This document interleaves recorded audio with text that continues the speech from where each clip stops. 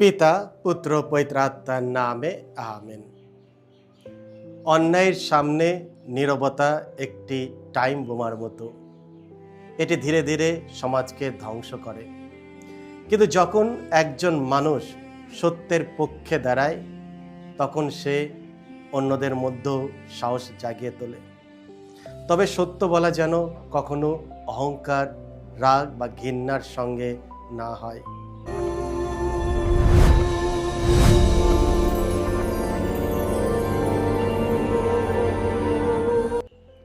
খ্রিস্টে আমার পরম প্রিয়জনেরা, আজ 1 অগস্ট, সাধারণকালের 17তম সপ্তাহ, শনিবার। আর আজকে ডেলি মান্না ঈশ্বরের বাণী প্রতিদিন নেওয়া হয়েছে সাধু মতি রচিত মঙ্গল সমাচার থেকে 14 অধ্যায় 1 থেকে 12 পদ। এসো আমরা ভক্তিভাবে আজকের এই বাণীটি শুনি।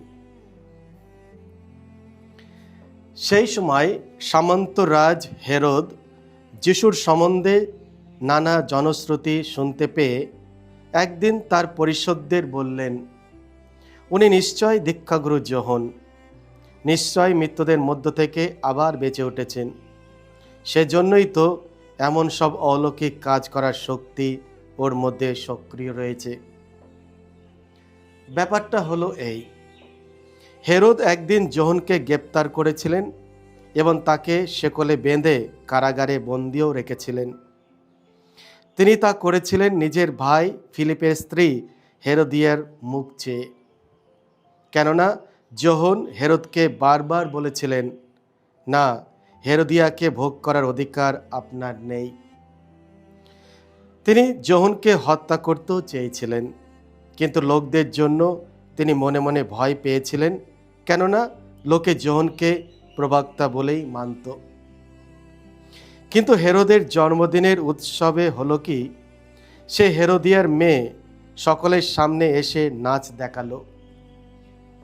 সে হেরোদকে এমন আনন্দ দিল যে তিনি শপথ করে কথা দিয়ে বসলেন, মেয়েটি যা কিছু চাইবে তিনি তাই দেবেন।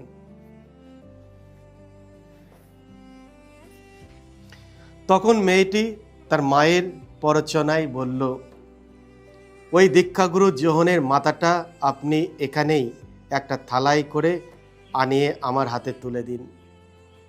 রাজা এতে ক্ষুব্ধ হলেন, কিন্তু তার ওই শপথের জন্য আর উপস্থিত অতিথির কথা ভেবে তিনি আদেশ দিলেন যে মেয়েটিকে যেন তাই দেয়া হয়। তিনি তখন লোক পাঠিয়ে কারাগারেই যোহনের শিরচ্ছেদ করালেন। তারপর থালায় করে তার মাথাটি আনা হলো আর সেই তরুণীর হাতে তা তুলে দেওয়া হলো, আর সেও আবার তার মায়ের কাছে তা নিয়ে গেল। তখন যোহনের শিষ্যরা এসে তার মৃতদেহটি নিয়ে গিয়ে তার সমাধি দিলেন। তারপর তারা যিশুকে গিয়ে এই সংবাদ জানালেন। এই হলো প্রভু যিশুর মঙ্গল সমাচার। প্রভু যিশু তোমার মহিমা উচ্চারিত হোক। সত্য বলার সাহস। খ্রিস্টে আমার পরম প্রিয়জনেরা, আজকের ঈশ্বরের বাণী আমাদের একটি গুরুত্বপূর্ণ প্রশ্নের সামনে দাঁড় করায়। সত্যের পক্ষে কথা বলার সাহস কি আমাদের আছে? সত্য বলা কখনো কখনো খুব কঠিন এবং তার জন্য বড় মূল্য দিতে হয়। কিন্তু অন্যায়ের সামনে নীরব থাকা আরও ভয়ঙ্কর, কারণ আমাদের নীরবতা অন্যায়কে আরও শক্তিশালী করে তোলে। প্রথম পাঠে আমরা প্রবক্তা জেরেমিয়ার কথা শুনি। তিনি ঈশ্বরের বাণী নির্ভয়ে ঘোষণা করেছিলেন। মানুষ তার কথা শুনতে চায়নি, তাকে প্রত্যাখ্যান করেছিল, তবু তিনি সত্য কথা বলা বন্ধ করেনি। আজকের পবিত্র মঙ্গল সমাচারে আমরা দেখি দীক্ষাগুরু যোহন একই সাহসের পরিচয় দিয়েছেন।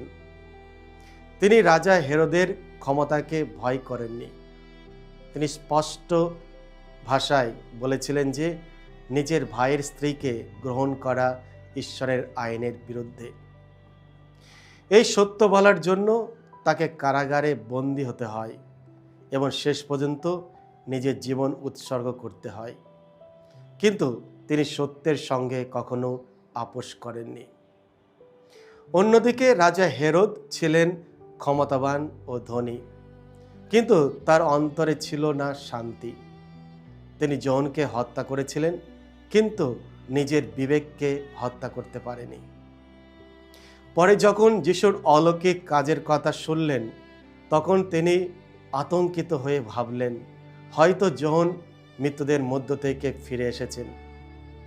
এটি ছিল তার অপরাধবোধের প্রতিফলন। এই ঘটনা আমাদের শেখায় যে মানুষকে চুপ করানো যায়, কিন্তু সত্যকে কখনো চুপ করানো যায় না। অন্যায়কে ঢেকে রাখা যায়, কিন্তু বিবেকের কণ্ঠস্বরকে কখনো সম্পূর্ণ নীরব করা যায় না। খ্রিস্ট আমার পরম প্রিয়জনেরা, আজ আমাদের সমাজেও অনেক অন্যায়, দুর্নীতি, মিথ্যা, অবিচার ও বৈষম্য রয়েছে। অনেক সময় আমরা সব কিছু দেখেও চুপ করে থাকি। আমরা ভাবি, আমি কিছু বললে কি হবে। কিন্তু মনে রাখবেন, অন্যায়ের সামনে নীরবতা কখনো নিরপেক্ষতা নয়, অনেক সময় তা আবার অন্যায়ের পক্ষেই দাঁড়ায়। একটি সুন্দর কথা আছে, অন্যায়ের সামনে নীরবতা একটি টাইম বোমার মতো, এটি ধীরে ধীরে সমাজকে ধ্বংস করে। কিন্তু যখন একজন মানুষ সত্যের পক্ষে দাঁড়ায়, তখন সে অন্যদের মধ্যেও সাহস জাগিয়ে তোলে। তবে সত্য বলা যেন কখনো অহংকার, রাগ বা ঘৃণার সঙ্গে না হয়। আমাদের সত্য বলতে হবে ভালোবাসা, বিনয় এবং করুণার সঙ্গে। যিশু যেমন সত্য বলেছেন, তেমনিও ভালোবেসেও মানুষকে ঈশ্বরের পথে ফিরিয়ে এনেছেন। আজ আমরা নিজেদের একটি প্রশ্ন করি, আমার জীবনে কি এমন কোনো পাপ বা ভুল আছে যা আমার বিবেককে অশান্ত করে? হেরোদের মতো কি আমিও কখনো সত্যকে এড়িয়ে চলি, নাকি ঈশ্বরের কাছে ফিরে এসে তার ক্ষমা ও করুণা গ্রহণ করি? ঈশ্বর আমাদের দুর্বলতা জানেন, তাই তিনি আমাদের একা রেখে দেন না। তার অনুগ্রহ আমাদের ভয়কে বিশ্বাসে, দুর্বলতাকে সাহসে এবং পাপকে পবিত্র জীবনে রূপান্তরিত করে। যখন আমরা তার উপর নির্ভর করি, তখন আমরা সঠিককে বেছে নেওয়ায় এবং ভুলকে প্রত্যাখ্যান করার শক্তি লাভ করি। খ্রিস্ট আমার পরম প্রিয়জনেরা, আজ আমরা সাধু আলফোনসাস মারিয়া দি লিগোরির পার্বণ পালন করছি। সাধু আলফোনসাস মারিয়া দি লিগোরি ছিলেন একজন বিশিষ্ট বিশপ, ধর্মতত্ত্ববিদ, একজন লেখক, বাণী প্রচারক এবং রিডেম্পটরিস্ট সংঘের প্রতিষ্ঠাতা। তিনি ঈশ্বরের অসীম করুণা, মামারিয়ার প্রতি ভক্তি এবং সাধারণ মানুষের কাছে মঙ্গল সমাচার পৌঁছে দেওয়ার জন্য আজীবন কাজ করেছেন। তার রচিত দুটি বই, দ্য গ্লোরিজ অফ মেরি এবং visit to the blessed sacrament, আজও বিশ্বজুড়ে জনপ্রিয় আধ্যাত্মিক গ্রন্থ।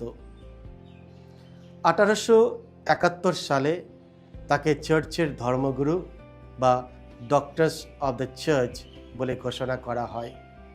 তার জীবন আমাদের শেখায় ঈশ্বরের প্রেম, তার করুণা ও সত্যের পথে বিশ্বস্তভাবে চলতে।